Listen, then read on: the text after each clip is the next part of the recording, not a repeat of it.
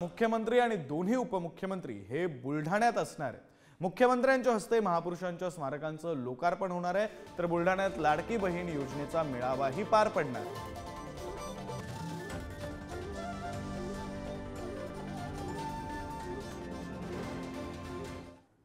राज्याचे मुख्यमंत्री एकनाथ शिंदे त्याचबरोबर दोन्ही उपमुख्यमंत्री आणि केंद्रीय मंत्री आज बुलढाणा दौऱ्यावर आहेत आणि या ठिकाणी जर आपण पाहिलं तर शारदा ज्ञानपीठच्या याच मैदानावर लाडकी बहीण मेळावा जो आहे तो या ठिकाणी होणार आहे। मुख्यमंत्री आपल्या लाडक्या बहिणींचा सन्मान करून त्यांच्यासोबत संवाद साधणार आहेत।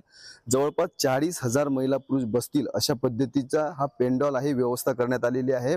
जिल्हाभरातून महिलांना ने-आण करण्यासाठी अतिरिक्त बसेस जे आहेत ह्या सोडण्यात येणार आहेत।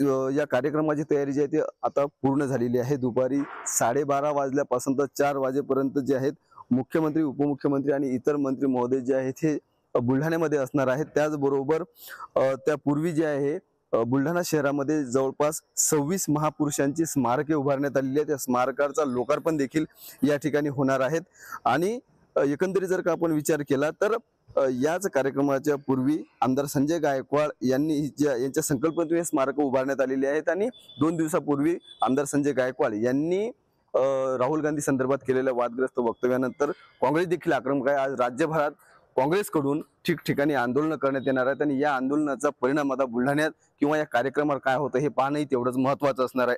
संदीप वानकडे, पुढारी न्यूज, बुलढाणा।